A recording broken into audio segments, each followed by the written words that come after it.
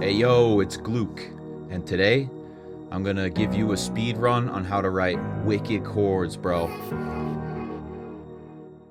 Okay, so to start off with, here is what our end product is gonna look like.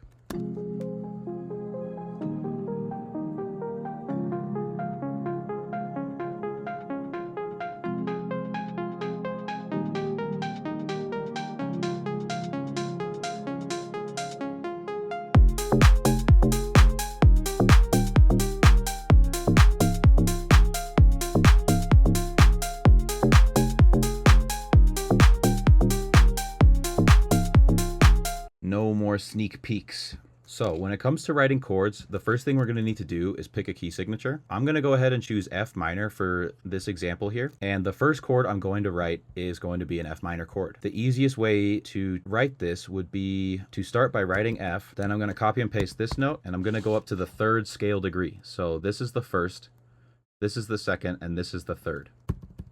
Then I'm going to go up to the fifth, and now we have an F minor chord. Now, the difference between minor and major is determined by the number of half steps from the root to the third. So here it's going to be 1, 2, 3, and this is going to be minor. If we do 4 half steps, this is going to be major. We've got our first chord. We're going to need a second chord. So what we can do is highlight all this and copy it over. We'll aim the root at the next purple note in our key signature. Okay, we've landed here. Now, if you look closely, you'll see that this one, G flat, is not in our key signature. Uh-oh. What we can do is push this one up. Well, like what I was saying between major and minor, we need to make sure that we're playing all of the notes in the key signature, and the chords that we're playing are going to be major and minor independent of the key signature that we're writing in. So if I was to look at this note and go up 1, 2, 3, this is where our minor third would be, but that's not in our key signature. We need to push it up one more half step. So this one would technically be E flat major. We'll do one more chord here, and we'll go ahead and aim this root note for the next purple note. Now, fortunately for us, all of these notes are already in key. We don't need to touch them. We're good to go. And I'm only gonna do 3 chords for this example. Now that we've got our 3 chords and we have a general idea of how to write them, let's go ahead and play our chord progression and see what it sounds like.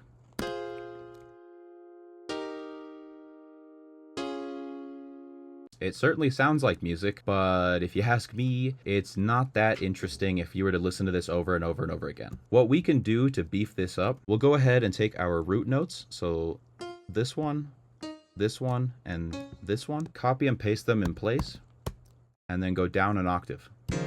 Now let's listen to what this sounds like.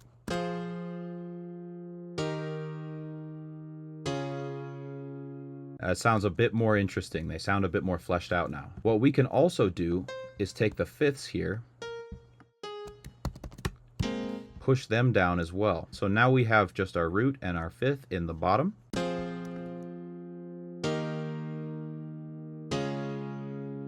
That sounds much more filled out, but we can keep going. We can go even further with this. If we take our thirds, so this one,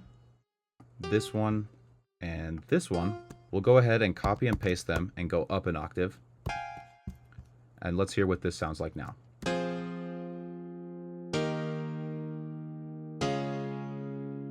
Okay, so now this is really starting to sound like what you would want a chord progression to sound like. To make all of these notes, we haven't actually written any new music. We've just doubled the voices that we already have to make more of them and help fill out the space that the chord is taking up in the frequency spectrum. If we take all of this and go down one octave,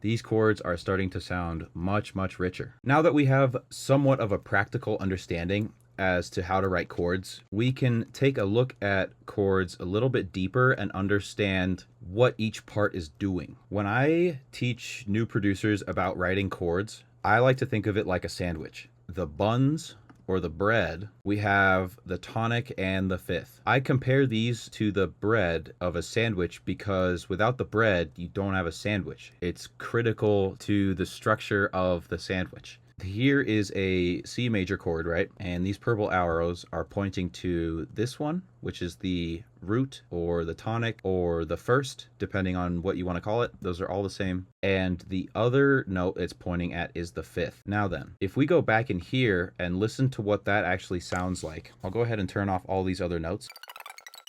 So in our chord progression now, all I have is the root note playing.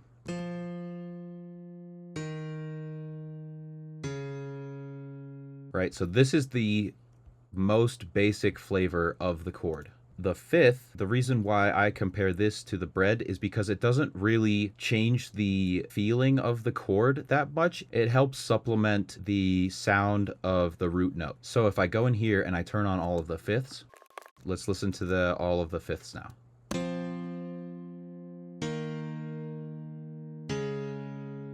It sounds pretty much the same as it did when we had all of the roots, except you can tell that there's more than one note being played. The fifths are really good for just adding more structure to your chords. Now we start getting to the real flavor, and the flavor of the chord is going to be determined by the third. Now the third is always going to be 2 scale degrees above the root, hence the name the third. I would compare this to the meat of the sandwich. So if you walk into a sandwich shop and you say, I'd like a turkey sandwich, please. Nothing about saying I want a turkey sandwich has anything to do with the cheese or the sauce or, you know, any of the other stuff that they're going to put in the sandwich. Like, that's sort of the most important part of the sandwich, really. You can think about that analogy with this because this is a C major chord. The major part is going to be really what determines the feeling of that chord. If we go ahead and go back to our chord progression here and I turn on the thirds, the chord is going to sound more like an actual chord.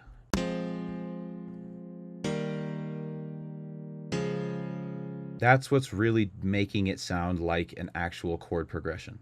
Without this part, we just have a bread sandwich, and that's just not interesting. We can do better than that. The final part in any sandwich is going to be the fixins, okay? We've got the main sandwich part, and this qualifies as a sandwich, right? But let's say you want, you know, the rest of it, like onions and tomatoes and ketchup and whatever. All of the other fixins that we're going to be adding are going to be either other notes in the key signature, such as sevenths, ninths, elevenths, on and on, or it's going to be duplicated notes from the chord separated by octaves. So that way we're adding more notes, but it's really just going to be supplementing what we're already hearing. That is the reason why I chose the root and the fifth to be moved down. We usually want the root to be the lowest note in our chords. There are exceptions to that rule, but for us just getting started, this is what we're going to do. If I turn all these back on, now we've gone from just sort of a regular sandwich to more of a meal.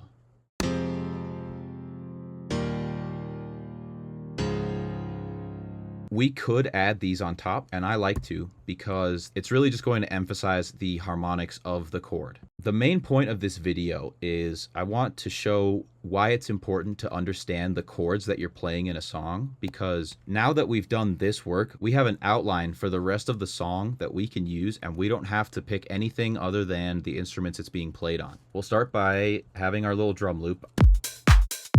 We'll go ahead and take this MIDI to this bonky bass that I got.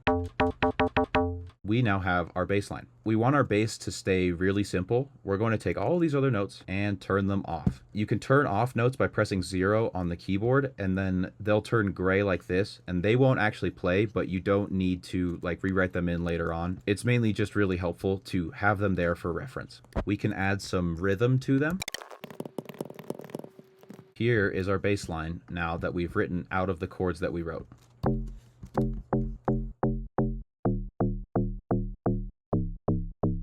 Another thing we can do with the chord progression is make sort of a pluck or a melody out of this. Once again, copy the MIDI over, take all of these notes, and the same way we did with the bass line, go ahead and shrink them all down, and we'll go ahead and do eighth note. Take all of these, push them over one by one, until we have all of them like this. This is where we can start to remove some notes. What's going to be easier to work with about this is that we have 4 notes, so we can repeat this twice and have a nice repeating pattern going every time. We'll go ahead and get rid of these low notes on the other chords and do the same thing where we push them over. Let's see how this sounds.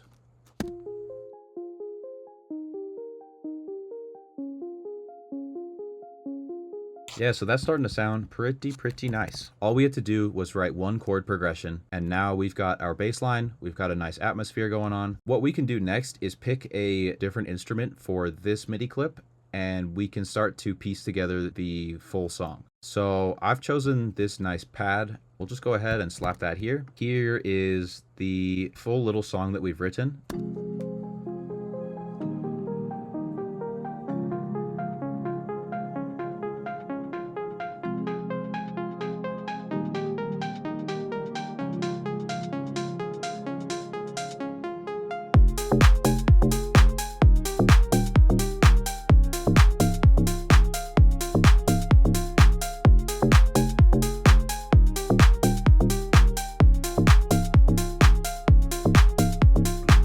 So that's my speed run on how to write chords. And I just wanted to demonstrate too why it's important to understand the chords that you're writing and the different ways that you can shape songs out of the chords that you've written. I hope this has been mad instructful, bro. If you like this video, be sure to like and subscribe. Make sure you hit the bell. We'll see you next time.